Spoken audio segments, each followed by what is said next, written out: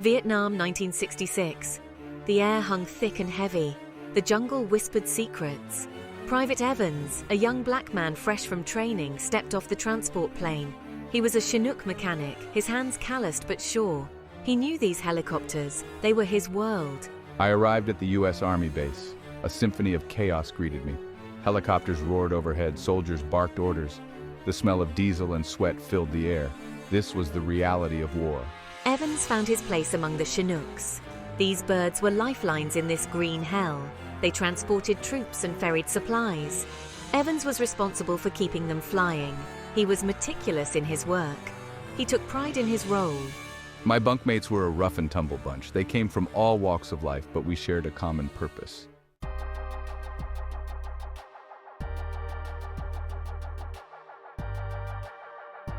Days bled into weeks. Evans fell into a routine.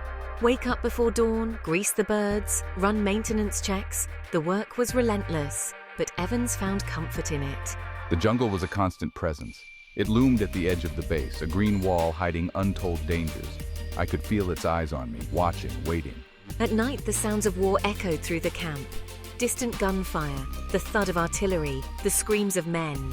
Evans tried to block it out, but the war had a way of seeping into your dreams.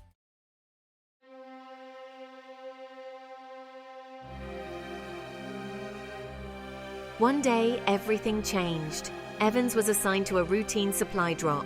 The Chinook lumbered into the sky. Evans could feel the tension in the air. They were flying low over the jungle.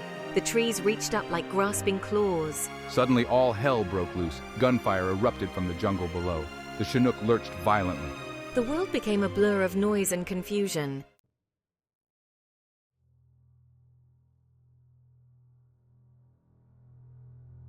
The Chinook was going down. Evans felt a surge of adrenaline, primal and raw. He braced himself for impact. The world spun. Trees became streaks of green. The ground rushed up to meet them. Crash. Metal shrieked. The world exploded in a cacophony of sound.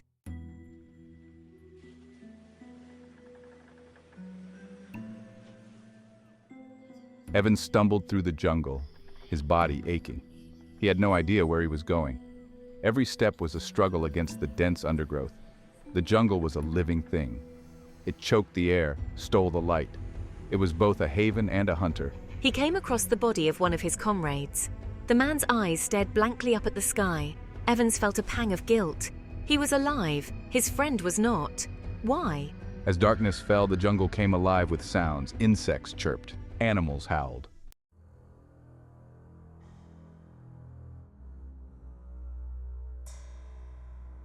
Days turned into nights. Evans lost track of time. He scavenged for food, eating berries and insects. He drank rainwater collected in leaves. Hunger gnawed at his stomach. Thirst parched his throat. He encountered enemy patrols.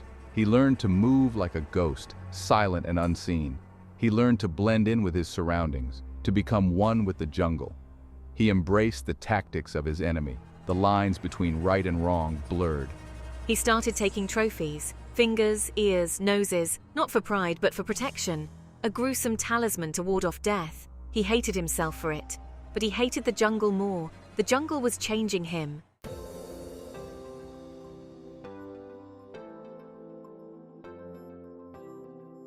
One day he stumbled upon a trail. It was faint, almost invisible, but it was enough. He followed it, his heart pounding in his chest. Hope flickered within him. Could it be? The trail led him to a river.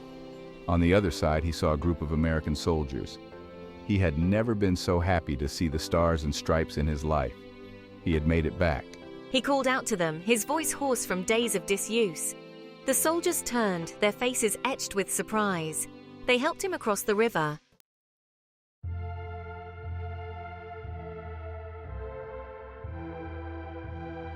Back at base, Evans was treated for his injuries. He was a hero. He had survived against all odds, but he didn't feel like a hero. He felt empty, haunted. I was assigned to light duty. I couldn't bring myself to go near a Chinook. The roar of the engines filled me with dread. The smell of jet fuel brought back a flood of memories. I was grounded. One day, he was summoned to the commander's office. He stood at attention, his stomach churning. What was this about? Was he in trouble? The commander looked at him with a mixture of pity and admiration. Evans, you've been through a lot. You've proven yourself a valuable asset to this unit. We need men like you in the air. Evans's heart sank. He knew what was coming. He was being promoted to crew chief.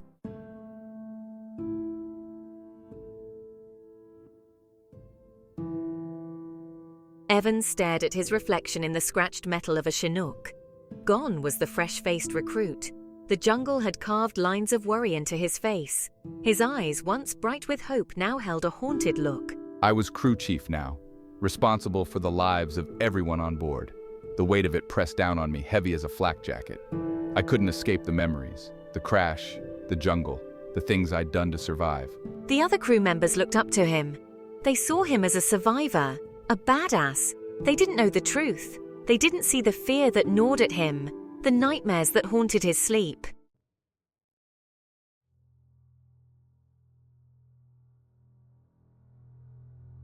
The mission was routine: transport troops to a fire base near the Cambodian border.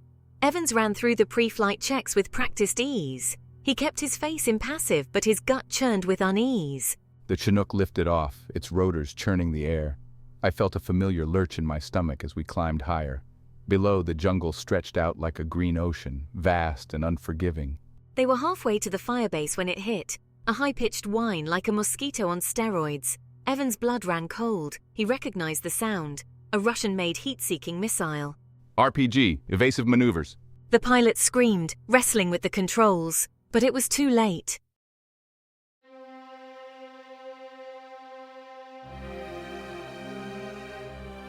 Free fall into hell.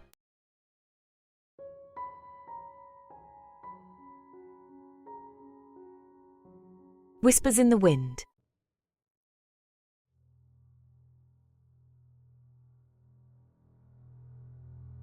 The second plunge. Hours later, a search and rescue team found me. I stared at them with vacant eyes, my face streaked with dirt and tears. I was a ghost, back from the dead. They rushed me back to base, my body battered, but my spirit broken. I had cheated death once, but at a terrible cost. The weight of survivor's guilt pressed down on me, suffocating me. I was given a brief respite, a chance to grieve, but the war waited for no man. That afternoon, a call came in. Another Chinook down.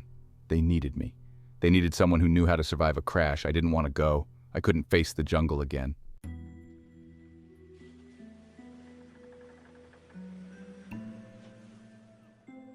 Evans stood on the tarmac, the rotors of the rescue Chinook whipping his fatigues. Each gust felt like the icy breath of the men he couldn't save. Their faces, burned into his memory, stared back from the jungle's edge. He was supposed to be numb, immune to the fear. He'd stared death in the face and lived to tell the tale. But the crash, the fire, the smell of burning flesh, it lingered. How much more could one man take? They loaded the Huey with body bags, empty vessels, stark reminders of the human cost of this war. Evans refused to look, to acknowledge the emptiness inside each one.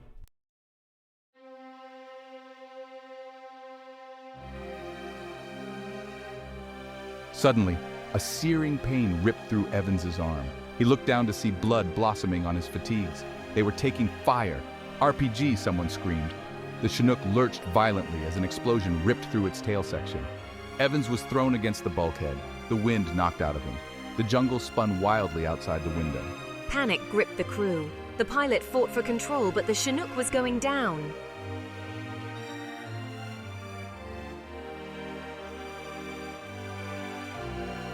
The Chinook smashed into the jungle floor, metal screaming in protest as trees ripped through its fuselage. Evans blacked out momentarily, the world dissolving into a kaleidoscope of pain and disorientation. He came to, his ears ringing, the smell of aviation fuel and smoke filling his nostrils. He was alive, but barely. I could hear the screams of my comrades, the chilling crackle of flames. I knew I had to get out, now! He fumbled with his harness, his fingers slick with blood. He managed to free himself, stumbling out of the wreckage into the humid embrace of the jungle.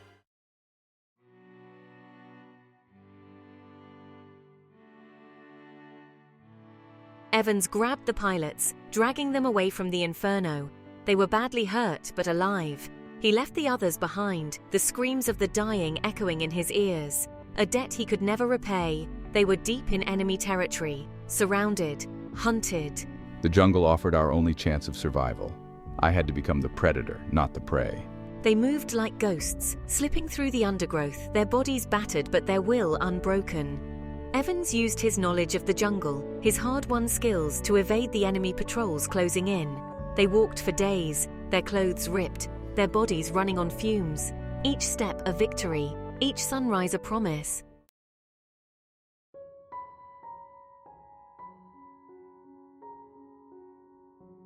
Word spread through the base like wildfire. Evans was back. The ghost of the jungle had returned, bearing the scars of another brush with death. Whispers followed him, a mix of awe and apprehension. They patched him up, but the infirmary couldn't mend what was broken inside.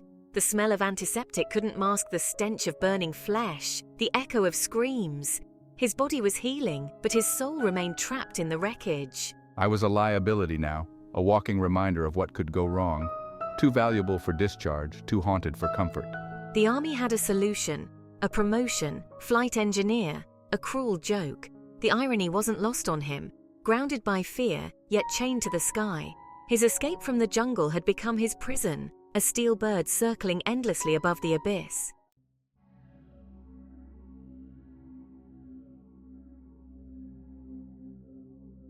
The world tilted sideways, a sickening lurch followed by the deafening screech of metal on metal. Evans, strapped into his position, felt a surge of cold dread grip his heart. Not again. Not this. The Chinook, riddled with shrapnel from a SAM missile, was going down. Flames licked at the cockpit, the air thick with smoke and the stench of burning hydraulic fluid. Chaos erupted around him. He glimpsed the terror in the eyes of the young pilot, fighting a losing battle against the dying bird. Their eyes met for a fleeting moment, a shared understanding passing between them. This was it. Then, the world dissolved into a cacophony of noise and violence. The crash threw him against the bulkhead, the world outside a blur of green and brown as the Chinook cartwheeled through the jungle canopy.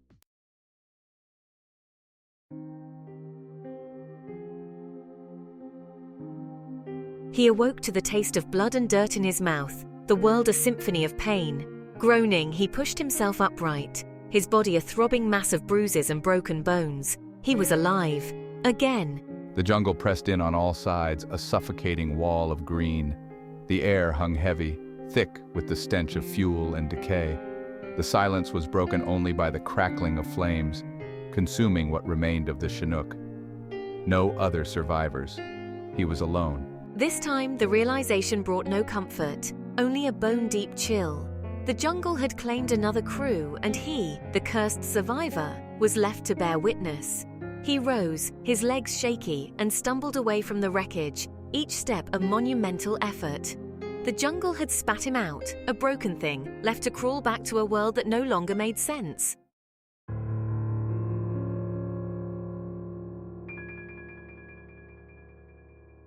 He moved like a phantom, a wraith drifting through the undergrowth.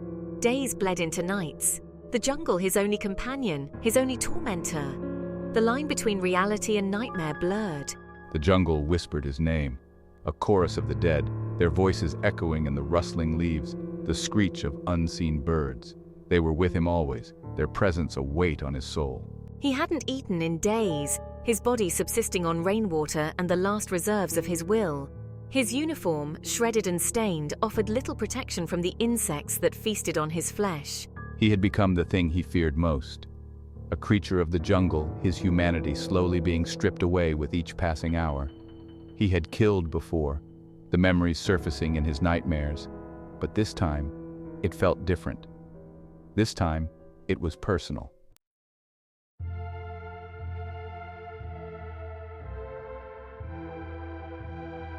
He emerged from the jungle's edge, a scarecrow figure silhouetted against the setting sun. Before him lay the base, a beacon of civilization in the heart of darkness. He had made it. He was home. But the sight of it filled him with a strange sense of detachment. A feeling of being both present and absent. He had left something of himself behind, lost in the green abyss that had swallowed him whole. He didn't remember reaching the perimeter, didn't recall the look on the faces of the guards as they pulled him through the wire. He was a ghost. A specter returned from a battlefield where no medals were awarded, no victories declared. He was safe, for now. But the jungle, he knew, never truly let go. It held a part of him, a dark reflection of the man he had become. And that knowledge, that chilling certainty, would haunt him long after the last bullet was fired, long after the helicopters stopped falling from the sky.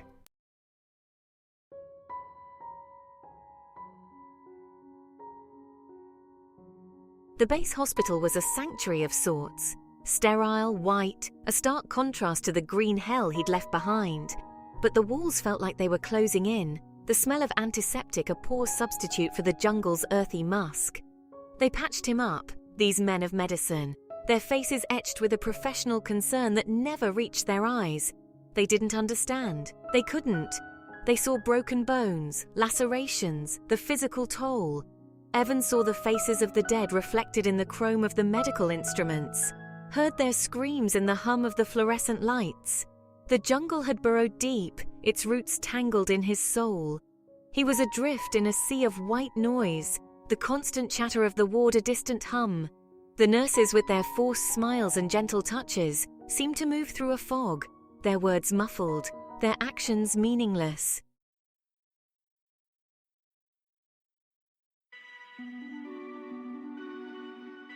They released him back into the world he no longer recognized, a world of routines and regulations, of salutes and sir, a world that seemed to have moved on without him. He was a ghost among men, his presence met with a mixture of awe and apprehension.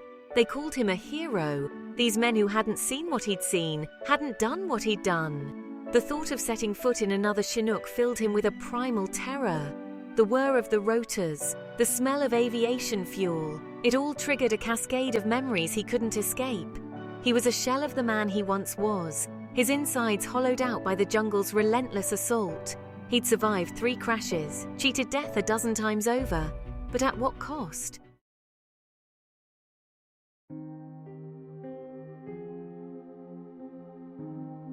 They offered him medals, these men in their starched uniforms, their chests gleaming with ribbons and decorations. I refused them. They meant nothing, not anymore. How could he accept their tokens of valor when the men he'd failed to save lay rotting in unmarked graves, their sacrifice unremembered, their stories untold? The weight of their absence pressed down on him, heavier than any medal. He saw their faces in his sleep, heard their voices in the wind, felt their presence in the silence that now clung to him like a shroud. I was a prisoner of my own survival, forever bound to the ghosts of those I'd left behind. The jungle had taken its due, and it wasn't finished with him yet, not even close.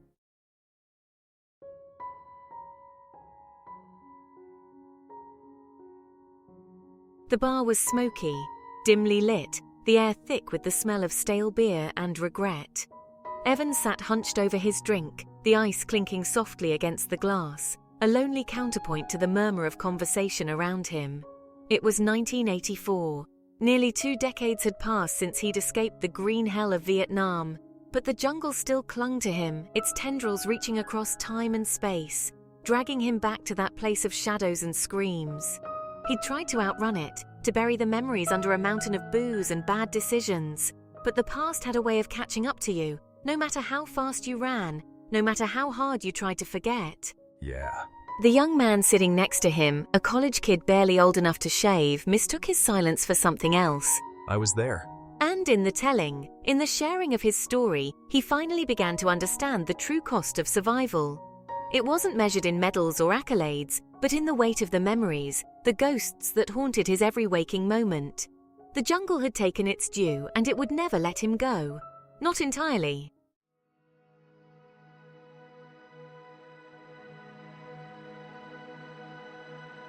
The kid leaned closer, drawn in by the haunted look in Evans's eyes, the weight of unspoken words hanging in the air between them. He'd heard the stories, of course. Everyone had. But this was different. This was real. Evans took another sip of his whiskey, the alcohol doing little to dull the sharp edges of the memories that crowded his mind. Where do you even begin? How do you explain the unexplainable? 3 crashes. 3 times I walked away while others didn't. The kid's eyes widened, his youthful arrogance momentarily forgotten. He'd expected war stories, tales of bravery and glory. Not this raw confession of loss and survivor's guilt.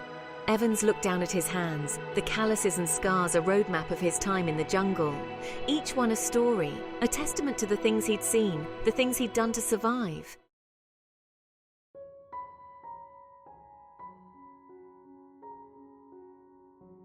He told the kid about the jungle, how it got under your skin, how it whispered your name and stole your soul, about the fear that never truly left you, the way it lingered in your gut, a constant reminder of your own mortality.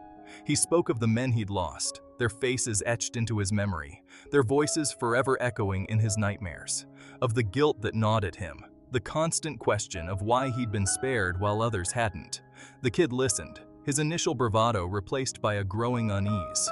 This wasn't the war he'd read about in history books, the sanitized version they showed in movies. This was something else entirely. Evans didn't spare him the details, the sights, the smells, the raw, primal fear that had become his constant companion. He owed it to them, to the men he'd left behind, to tell their story, even if it was a story with no happy ending.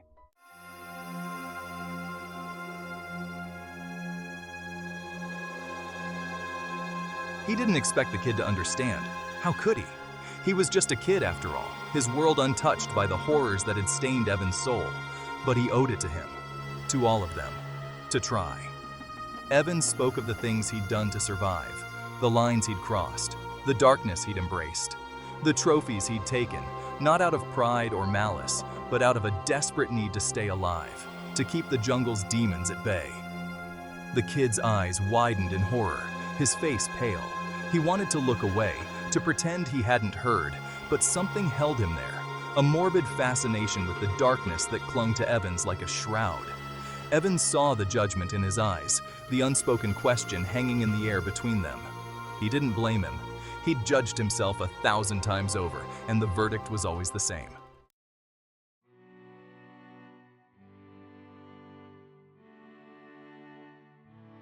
Evans pushed himself away from the bar, his joints aching, his body weary.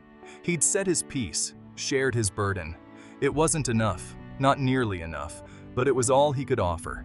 He nodded to the kid, a silent farewell, and turned to leave. As he reached the door, he heard the kid's voice, small and uncertain, but filled with a newfound respect. Thank you for telling me. Evans paused for a moment, then nodded again, a ghost of a smile touching his lips. He didn't need thanks. He just needed someone to remember. He stepped out into the night, the cool air a welcome contrast to the stifling heat of the bar. The city lights blurred, the sounds of traffic fading into a dull roar as the ghosts of the jungle closed in once more. He carried them with him always, their memory a burden and a solace. He was a survivor, yes, but he was also a witness, their stories etched into his soul, a legacy he would carry to his dying day. The jungle might have taken a part of him, but it could never take them away. They were a part of him now, as much a part of him as the scars that mapped his skin, the memories that haunted his dreams. He was their keeper, their voice, and he would not let them be forgotten.